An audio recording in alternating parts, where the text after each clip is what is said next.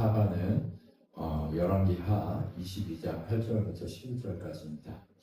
같이 제가 한 절, 여러분이 한 절 읽어보도록 하겠습니다.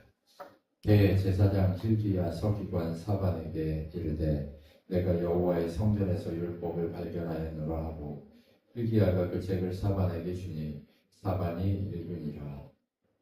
서기관 사반이 왕에게 돌아가서 보고하여 이르되 왕의 신복들이 성전에서 찾아낸 돈을 쏟아 여호와의 성전을 맡은 감독자의 손에 맡겼나이다. 또 서기관 사반이 왕에게 말하여 이르되 제사장 hil기야가 내게 책을 주더이다 하고 사반이 왕의 앞에서 읽음에 왕이 율법의 말을 받자 곧 그의 옷을 찢으니라. 아멘. 자, 여러분, 사반이라고 하는 건요, 너구리과 동물이에요. 네, 그래서 성경에 사반이라고 나오는 거는 바위에다 집을 짓고 사는 너구리과 동물, 바위 너구리를 의미한대요. 네, 그런데 잠언에 보면 얘가 되게 약하고 부족하지만 바위 틈에다 집을 짓는 지혜가 있어서 자기의 약함을 보호할 수 있다. 그래서 사반은 참 지혜롭다라고 하는 그런 이야기를 가지고 있는 이름입니다. 근데 이 약하지만 지혜롭다 하는 이 사반은 직업이 뭐냐면 서기관입니다. 서기관. 사반이라고 하는 서기관이 활동했던 이렇게 등장해서 활동했던 이 시점이 요시야라는 이스라엘의 왕 시대부터 유다의 왕부터 마지막 왕 이스라엘이 망한 시드기야까지 그리고 포로로 끌려가는 시점까지 전부 다 한 70에서 80년 사이를 서기관으로 활동했던 집안입니다. 그래서 사반이 정말 이 집안이 능력이 있거나 권세가 있거나 할 수도 있지만 있다고 볼 수도 있지만 그렇지 않고 약하지만 생존력 있게 하나님의 손에 들려서 사용된 집안이라고 볼 수 있는 이름입니다. 그래서 그들의 이야기를 한번 시작해 보려고 합니다. 사반은 뭐라고요? 바위 너구리. 약하지만 성경에서 지혜로운 존재를 표하고 있는 그 집안, 서기관이라고 하는 사람들은요, 하나님의 말씀을 기록하고 또 국가의 주 상황들을 기록하고 업무를 담당하는 그런 우리 조선시대의 사관이라고 하잖아요. 이렇게 글 쓰고 막 이렇게 기록하고 역사 기록하고 했던 그런 사람들하고 비슷한 역할을 하는 사람입니다. 이 사반이 지금 오늘 주인공입니다. 이 주인공에 대해서 한번 들어보시면 좋을 것 같습니다. 열왕기하 22장 1절로 2절 말씀을 보면 요시야가 왕이 된 지 8세에 왕이 됐대요. 8살. 한번 생각해 보세요. 우리 강선동님 손자, 손녀가 몇 살이에요? 손녀가 만 5살. 5살. 요새는 만을 써가지고. 네, 만 5살. 네. 그다음에 손자가 만 3살. 그러면 지금 요시야는요 만 8살 됐대요. 근데 얘가 뭐가 됐어요? 왕이 됐어요. 한번 상상해 보세요. 어린애가 왕이 됐다고 하면 어떤 느낌이세요? 이거 진짜 지 멋대로 할 거 아니에요. 그렇죠? 근데 그럴 거라고 생각했는데 그렇지가 않았어요. 이 요시야는 이 이스라엘 마지막 때에 완전히 이스라엘을 회개시키고 개혁시켰던 왕 중에 마지막 그냥 깨끗한 왕입니다. 하나님이 얘 때문에 잠깐 심판을 좀 미루실 정도로 이 사람을 크게 보신 왕입니다. 이 요시야가 8세가 돼서 왕이 됐고 31년 동안 다스렸어요. 근데 이 요시야가 여호와 보시기에 정직히 행하여 라고 얘기하는데 그 앞에 무엇을 얘기하냐면 그 어머니의 이름은 여디다요. 보스가 아다야의 딸이더라 이렇게 얘기해요. 왜요? 얘가 8살인데 하나님 앞에 정직히 행하게 할 수 있는 건 누구예요? 이 누구의 유산이에요? 어머니의 유산이라고 하는 거죠. 성경이 왕 이름을 댈 때 꼭 누구의 그러니까 엄마가 누군지를 밝혀요. 참 희한하게 엄마가 누군지를 계속 밝힙니다. 왜 그럴까요? 신앙을 가지고 산다는 것 자체는요, 엄마의 모습에서 참 영향을 많이 받습니다. 네. 그래서 아빠 자식이라고 안 하고 다들 누구 자식이라고 해요? 엄마 자식. 네, 엄마 자식이라고 해요. 여기 엄마들 다 앉아 계신데요. 네, 엄마들 저기 고생 많으셨습니다. 근데 엄마들 죽을 때까지 자식들 책임 내려놓지 못하고 그렇게 하시잖아요. 네, 그 이유도 여기 있는 겁니다. 성경은 그걸 분명하게 알고 있기 때문에 얘기하는 겁니다. 정직하게 행했는데 누구의 길을 행했어요? 다윗의 모든 길을 행하면서 좌로나 우로나 치우치지 아니했대요. 이 시기에 누가 신하였어요? 사반이 신하였단 말이에요.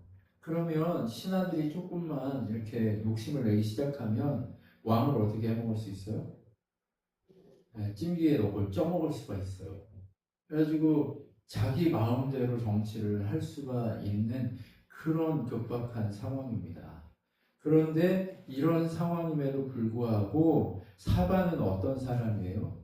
왕이 정직하게 행할 수 있는 그것을 지탱해주는 정직한 사람이었습니다.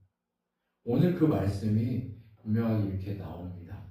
열왕기하 22장 3절 6절 보면 요시야 왕 18째 해에 18년이 지났어요. 그러면 몇 살이에요? 26살 된 거예요. 네. 서기관 사반에게 성전을 고치도록 명령하라고 보내요. 26 돼가지고 얘가 한 일이 뭐예요? 성전을 수리하고 고치고 거룩하게 하는 일을 하는 거예요.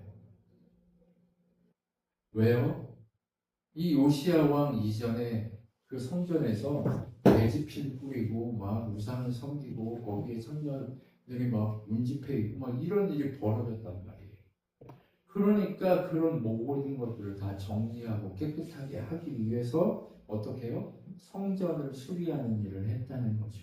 그걸 누구에게 맡겼어요? 사반에게 맡겼어요. 그런데 그 일을 맡길 때 어떻게 해요? 계산하지 않았대요. 야, 내가 왕이 명령하는데 이 성전을 거룩하게 잘 지어 새롭게 해, 짓는 게 아니라 새롭게 해 라고 하니까 사람들에게 돈을 줘야 되잖아요. 근데 헌금함이 뒤에 그 당시에도 교회 건축이나 이런 걸 수리하려고 성도들이 성전을 위해 은이나 금이나 이런 걸 내게 했단 말이죠. 근데 낸 그 헌금이 자유롭게 그렇게 낸 거예요. 낸 헌금을 쌓아가지고 이제 그걸로 수리를 했다는 거예요. 근데 성전을 그렇게 수리하도록 하는데 보통 어떻게 해요? 야, 이거 얼마 들었고 어떻게 했고 이렇게 했고 이렇게 했다고 다 보고하잖아요. 근데 이제 왕이 26살, 18년 동안 다스리면서 이 나라를 어떻게 다스린 거예요? 정직한 모습으로 다스리는 거예요. 모두가 다 정직해지도록 바꿔가기 시작하는 거예요. 네, 나라 분위기가 어떻게 됐어요? 정직해지기 시작하는 거예요. 그러니까 어떻게 해요? 감독자의 손에 넘겼지만 그거를 계산하도록 그거를 뭐 이렇게 하도록 하지 않는 그 모습을 보는 거예요. 그 모습을 보면서 어떻게 해요? 그들이 진실하게 행했기 때문에 계산하지 않아도 된다는 거예요. 여러분, 여러분의 인생이 하나님 보시기에 계산하지 않고 진실하게 오, 좋았나? 내가 널 믿는다. 계산하지 않고 모든 걸 다 허락해 줄 수 있는 그러한 삶으로 우리가 만들어져 가기를 소망합니다. 그렇게 정직하게 회개하지 않고 모든 사항을 다 할 수 있게끔 왕이 그렇게 만들어 가는 데 있어서 서기관 사반이 무슨 역할을 했어요? 또한 그 모든 것들을 핸들링하고 돕고 왕의 일을 돌보는 일을 했다는 거죠. 사반은 그렇게 온전히 왕이 정직해지고 하나님 뜻에서 좌로나우로나 치우치지 않도록 역사적인 자료들, 다윗이 어떻게 살았는지를 보여주면서 살게 했다는 거죠. 네, 그러한 역할을 잘 수행했다는 거예요. 그것을 증명이라도 하듯이 성경은 오늘 또 뭐라고 얘기하냐면 대제사장 힐기야가 서기관 사반에게 이르되 내가 여호와의 성전에서 율법책을 발견하였노라 하고 힐기야가 그 책을 사반에게 주니 사반이 읽으니라 라고 되어 있어요. 여러분, 성전을 관할하면 힐기야가 거기 수리를 하다 보니까 거기 옛날 율법책이 딱 나타났다는 거예요. 그럼 그 율법책을 힐기야도 읽었을 것이고 그 다음 누구에게 준 거예요? 사반에게 준 거죠. 근데 이 사반이 이것을 어때요? 안 읽어보고 그냥 에이, 그러든지 하고 이렇게 놔둘 수도 있단 말이에요. 그렇죠? 그런데 이거를 다 읽어보고 왕 앞에 가지고 갑니다. 왕 앞에 가지고 가서 어떻게 해요?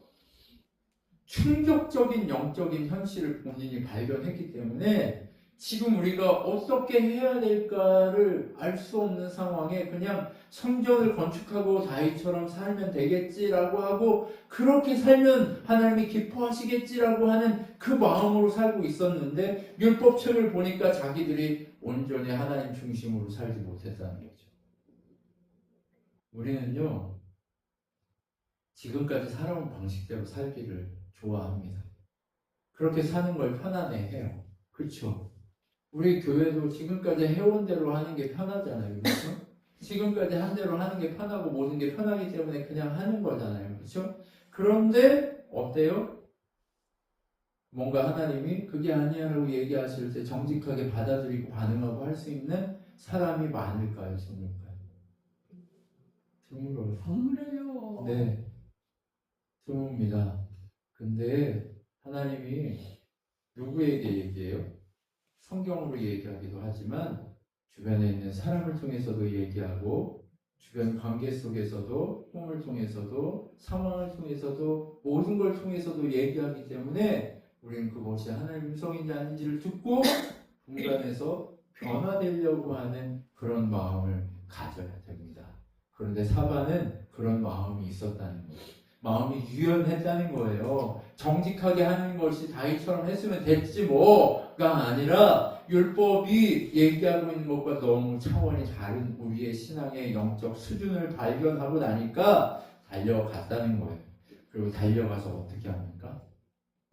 사반이 왕에게 말하여 이르되 제사장 힐기야가 내게 책을 주더이다 하고 사반이 왕의 앞에서 읽음에 왕이 율법책의 말을 듣자 그 옷을 찢으니라 라고 하는 오늘 본문 장면이 그래서 나오는 거예요.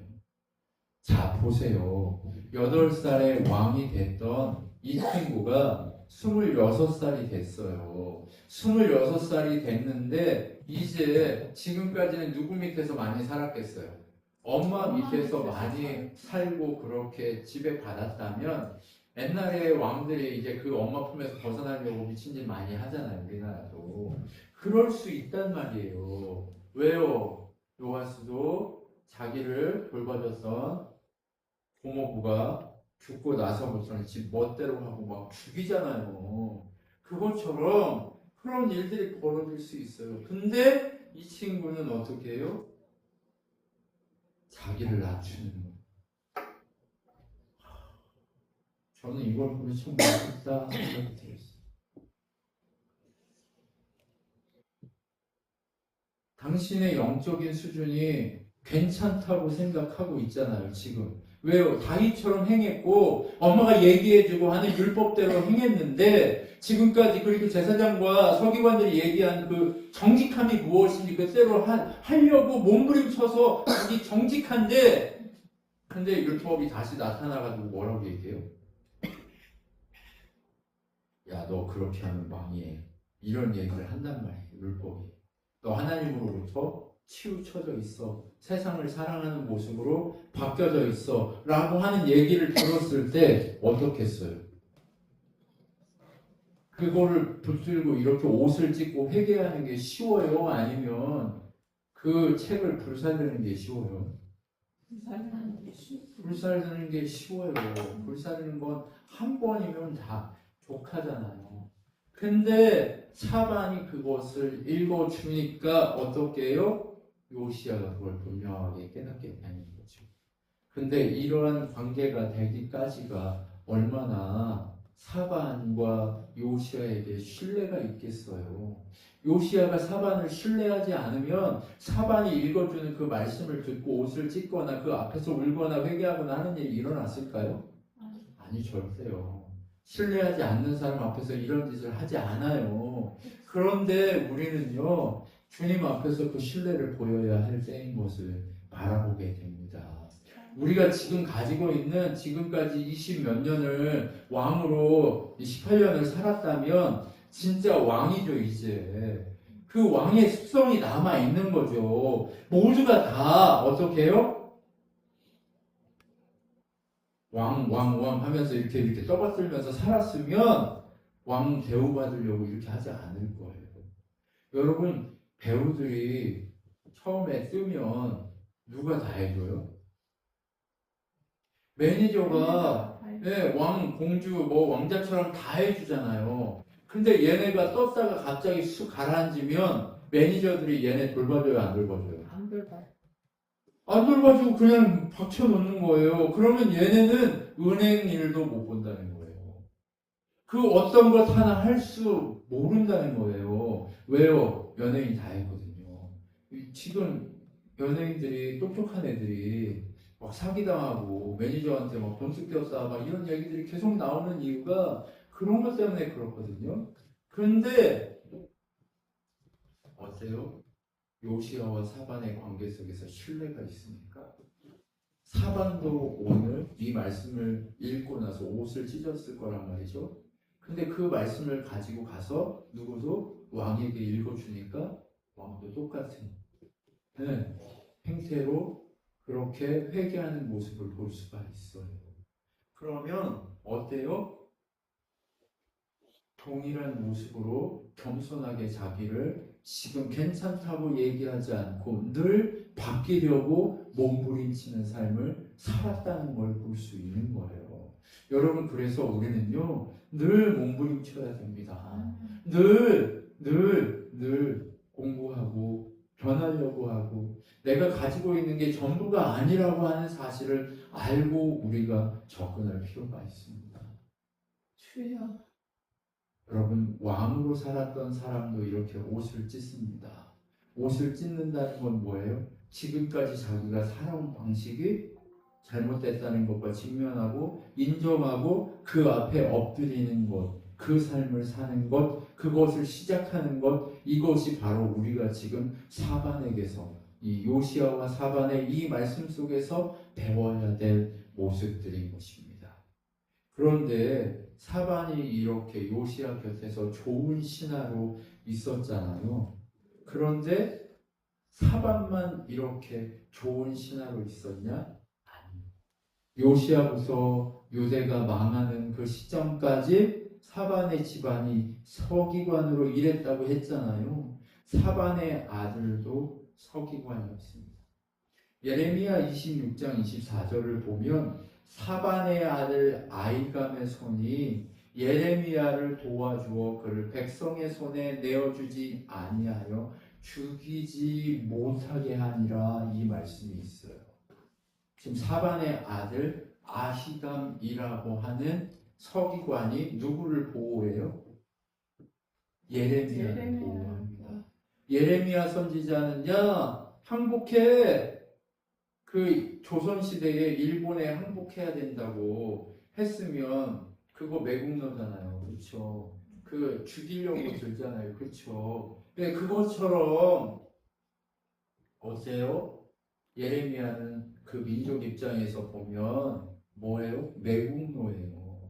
그런데 그 매국노에게 하나님이 당신의 뜻을 주셨기 때문에 나라가 이렇게 될 때 어떻게 해야 돼요? 예레미야의 말을 들었어야 하는데 안 들어요. 그런데 그 하나님의 뜻을 알고 있는 사반 집안의 자손들 중 아들이 아히감이라고 하는 사람이 그 하나님의 뜻을 알고 예레미야를 보호하는 거예요. 이때 예레미야를 도와주는 거 이거 목숨을 걸 일이에요, 아니에요? 목숨을 걸 일인 거예요. 지금 아까 사반이 요시아에게 가서 우리가 이렇게 잘못하고 있습니다를 그 책을 통해 읽을 때도 요시아가 뭘 잘못해서 그리고 머리를 깨버릴 수도 있잖아요. 그러니까 조심스러운 사건이란 말이에요. 모든 게. 왜요? 지금 우리가 우리 앞에서 이렇게 하는 것처럼 왕 앞에서 쉽지 않아요. 왕과 산다는 게 참 쉽지 않습니다. 그렇기 때문에 되게 조심스러운 상황임에도 요시아는 그렇게 들고 가는 거잖아요. 그것처럼 요시아의 신하였던 사반의 아들 아히감 또한 어떤 모습으로 살아요? 정직하게 살아요. 누구 뜻 앞에서 정직해요? 하나님 뜻 앞에서 정직합니다. 누구 보고 배웠을까요? 아버지 보고 배웠죠.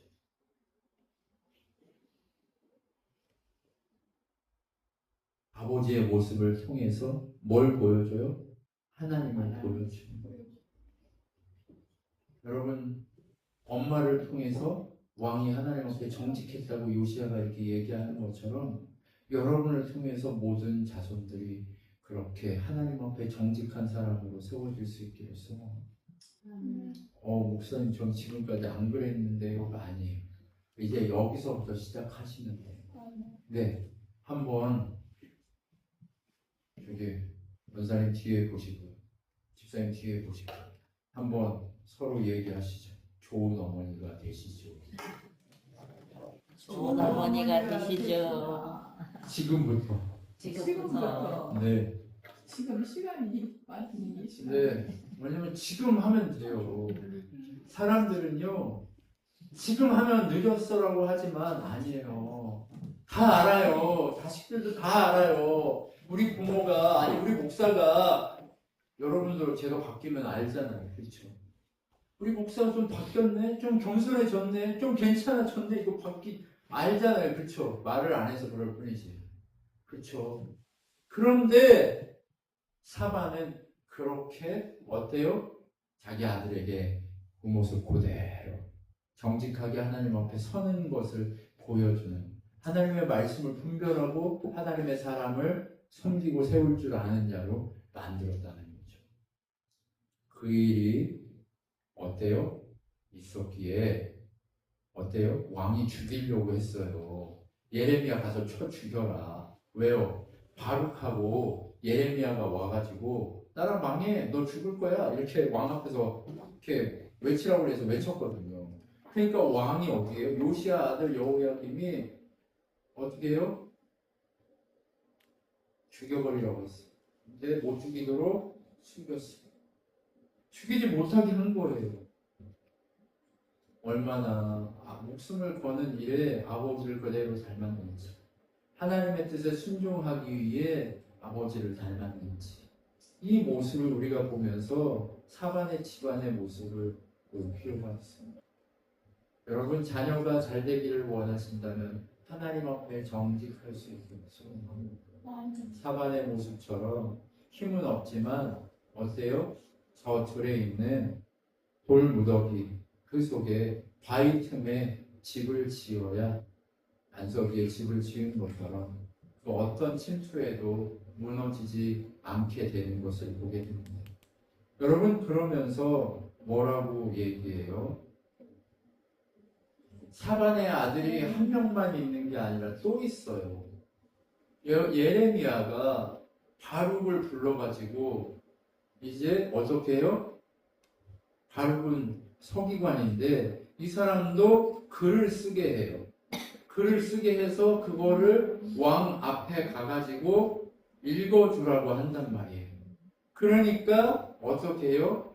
그 글을 읽어주니까 왕이 어떻게 하냐면 두루마리를 불살라요. 왕이 바르기 이제 이거를 읽어주면 그 두루마리 읽은 만큼 쫙 찢어서 불에 넣어요. 또 읽어주면 그만큼 찢어가지고 불에 넣어요. 그러니까 누가 어떻게 해요? 사반의 아들 그마리아의 방에서 그 책에 기록된 예레미야의 모든 말 백성에게 낭독하고 엘라단과 들라야와 그마리아가 왕께 두루마리를 불사르지 말도록 아래요. 왕이 듣지 아니하여 라고 얘기해요. 네, 근데 그마리아는 누구냐면 사반의 아들이다라고 앞에 본문에 나와요. 사반의 아들이 또 목숨 걸고 왕 앞에서 하나님의 두루마리를 제발 태우지 마세요라고 그렇게 애원하는 장면이 나옵니다. 지금 뭘 제일 중요하게 여기는 거예요? 지금 이 사반, 이 가족들은 하나님의 말씀, 그것이 기록된 두루마리, 그것에 목숨을 걸고 있는 거예요. 여러분, 정말 우리가 하나님의 능력 가운데 바뀌고 정말 자손들에게 하나님의 영광을 보여주려면 우리에게 필요한 것은 무엇이냐면 말씀에 목숨을 거는 것인 줄 믿습니다.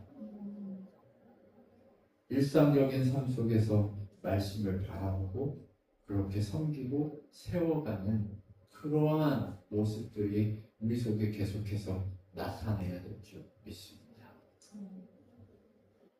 사반의 아들이 이렇게 두 번째 아들이 목숨을 거는 모습이 보입니다. 그러면 또 사반의 아들이 있는데 그 아이감의 아들이 그러니까 사반의 손자가 또 나와요. 네, 여기 손자까지 나오거든요. 예레미야 39장 14절에 보면 이렇게 되어 있습니다. 사람을 보내어 예레미야를 감옥들에서 데리고 사반의 손자 아이감의 아들 그다리아에게 넘겨서 그를 집으로 데려가게 하매 그가 백성 가운데 사니라 라고 되어 있습니다. 이게 무슨 얘기예요? 이제 이스라엘이 멸망했어요. 그리고 다 끌려가고 다 죽었어요. 근데 남은 사람이 누가 남았어요? 사반의 집안에 그다리아라고 하는 사반의 손자가 남았고 그 손자를 통해서 어떻게 해요? 예레미야를 보호하면서 살게 해. 예레미야를 보호하도록 하는 그러한 일들이 일어나는 거죠. 그다리아를 통해서 예레미야를 끝까지 예레미야 지금 보호하면 백성들 남아있는 백성들한테 잘못하면 돌 맞아 죽을 수 있잖아요. 근데 돌 맞아 죽을 수 있는데 목숨을 걸고 어떻게 해요? 그다리아에게 예레미야를 보호하라고 한단 말이에요. 근데 그 예레미야를 보호한 결과가 어떻게 됐을까요? 성경에 보면 사반의 집이 예레미야를 끝까지 돌보면서 이 그다리아가 총독으로 살거든요. 근데 열왕기하 25장 24절 25절을 보면 그달리아가 그들과 그를 따르는 군사들에게 맹세하여 이르되 너희는 갈대아인을 섬기기를 두려워하지 말고 이 땅에 살며 바벨론 왕을 섬기라. 그리하면 너희가 평안하리라 하니라. 7월에 왕족 엘리사마의 손자 느다니아의 아들 이스마엘이 그와 10명을 거느리고 와서 그달리아를 쳐 죽이고 또 그와 함께 미스바에 있는 유대 사람과 갈대아 사람을 죽이니라 이렇게 되어 있어요. 예레미야도 여기에 속해 있었거든요. 그래서 이 이스마엘한테 끌려가지고 이집트까지 끌려가요. 이집트로 가지 말라고 그랬거든요. 하나님이 예레미야에게 말씀하셨는데 이집트에 가지 말라고 그랬어요. 근데 예레미야를 보호한다는 그 누구요? 총독 그다리아를 어떻게 해요? 쳐서 죽여요.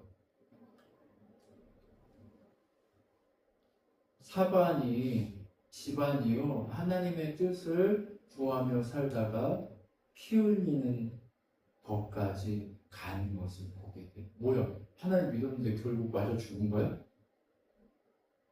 이렇게 생각할 수 있어요. 그런데 영적 흐름 속에서는 그것을 보지 못하는 무지한 자들이 이렇게 무지몽매한 짓을 저지를 수 있다는 걸 보여줘요. 그럼에도 불구하고 그것이 하나님의 뜻을 이루고 결국 생명의 멸류관을 이루게 하는 지혜의 힘을 우리에게 늘 성경은 얘기해요. 그래서 고린도전서 2장 8절 9절에 이런 말씀이 있는 거예요. 이 지혜는 이 시대의 통치자들이 한 사람도 알지 못하였다니. 세상 통치자는 이걸 알지 못해요. 예수님이 피 흘려서 십자가 지고 죽었다가 부활하셔서 우리를 살린다고 하는 이 지혜를 알지 못해요. 정말 사반의 집안이 하나님의 복음을, 하나님의 메시지를 끝까지 책임지다가 죽음, 목숨을 그렇게 순교의 자리까지 갈 수밖에 없는 그 모습을 보면 모두가 도망갈 수밖에 없지만, 그러나 진짜 예수의 십자가를 알고 하나님의 복음을 아는 자들은 목숨을 거는, 여러분 문제 앞에 목숨을 거시십시오. 하나님이 책임지실 겁니다. 영원한 생명을 우리에게 책임지실 거기 때문에 우리 문제 덩어리가 있는 그 부위에 서서 목숨을 겁시다. 그것이 우리를 괴롭게 하고 힘들게 하고 어렵게 할지라도 하나님을 향한 분명한 마음을 바라보면서 목숨을 걸고 나아갈 필요가 있습니다. 그렇게 모든 사람이 사람의 마음으로 생각지 못하고 지혜롭지 않다고 생각해서 십자가를 선택하지 않는다는 거예요. 누가요? 세상에 권력이 있고 힘 있는 자들이요. 그런데 우리에게 그 지혜를 허락하신 이유는 뭐예요? 단번에 당신이 십자가 지시고 구원을 이루시기 위해서 그것을 행해 주시고 우리에게 제자의 삶으로 피 흘리는 삶을 요구하고 계시는데, 히브리서 9장 28절 말씀에 이렇게 되어 있습니다. 이와 같이 그리스도도 많은 사람의 죄를 담당하시려고 단번에 들으신 바 되셨고 구원에 이르게 하기 위하여 죄와 상관없이 자기를 바라는 자들에게 두 번째 나타나시리라 라고 되어 있습니다. 우리가 문제 앞에 예수의 복음을, 말씀을 붙들고 온전히 그것을 책임지기 시작하면 온전히 예수 그리스도 그분이 회복의 역사를 이루기 위해 다시 나타나실 거라 약속하신 겁니다. 여러분, 이렇게 사반의 집안이 피 흘리기까지 그렇게 말씀을 붙들고 있었기에 포로기가 끝나고 80년 이후에 에스라가 돌아오고 하는 그 시기에 율법책을 강론하고 그 율법에 기반해서 다시 한번 유대가 세워지는 역사가 일어나는 것을 우리는 눈으로 볼 수 있게 됩니다. 그렇기 때문에 여러분, 온전히 구원을 이루시는 그 피 흘림의 역사를 바로 예수님의 복음의 역사로 그려주고 있는 모형이 바로 사반의 집안인 것입니다. 그렇게 사반의 집안이 오래도록 자기가 유익하고 자기가 좋은 것들을 가지지 않고 하나님의 비밀이신 예수 그리스도 그분을 증거하고 보여주기 위해서 생명의 주요 온전케 하신 그분을 삶으로 정말 책임지기 위해서 목숨을 걸고 피 흘리기까지 애쓰는 것을 보게 됩니다. 여러분, 우리가 그렇기 때문에 이제 우리는 어떻게 해야 돼요? 타협하지 않아야 할 줄 믿습니다. 우리는 그래서 뭘 해야 돼요? 하나님의 복음 앞에 그렇게 피 흘리기까지 지혜로움을 선택하는 능력의 사람들이 되기를 소망합니다. 여러분은 하나님이 택하신 바로 지혜로움, 바로 증거들이십니다. 그렇기 때문에 지금 여기서부터 시작해야 될 줄 믿습니다. 여러분 옆에 계신 분에게 같이 한번 인사합시다. 내가 피 흘림의 증인입니다 라고 같이 한번 인사합시다. 내가 피 피 흘림의 흘리는 증인입니다. 증인입니다. 네, 여러분 그것이 우리에게 능력이 될 줄 믿습니다. 아멘. 같이 기도하겠습니다. 하나님 아버지 감사합니다. 우리에게 향하신 하나님의 계획이 분명하게 있음을 고백합니다. 그런데 우리가 우리 멋대로 살아가기를 소망해서 포기하는 때가 많습니다. 세상과 타협하는 때도 많습니다. 그런데 하나님, 정직하게 그것이 아니라면 피 흘리기까지 외쳐야 되는 것이 우리의 사명인 줄 믿습니다. 이제 하나님의 영광을 바라보면서 그 일이 이루어지기까지 정말 왕이 왕다워지도록 하나님만이 왕이십니다를 외칠 수 있는 사람이 될 수 있을 때까지 우리가 외치고 선포하고 그렇게 목숨을 걸며 피 흘리기까지 예수의 증인의 삶을 선택해야 하는 것이 우리의 삶인 줄 믿습니다. 그렇게 우리는 오늘 하루를 살더라도 더 주님 가까운 모습으로, 주님 닮은 모습으로 정직하게 살아갈 수 있도록 역사하여 주시옵소서. 지금은 우리 주 예수 그리스도의 은혜와 하나님의 사랑과 성령 하나님의 위로 교통 충만케 하신 가운데 온전히 주만 바라보며 피 흘리기까지 하나님의 복음에만 목숨을 걸기로 결정한 우리 신앙교회 성도들 머리 위에 영원토록 함께 있을지어다. 아멘.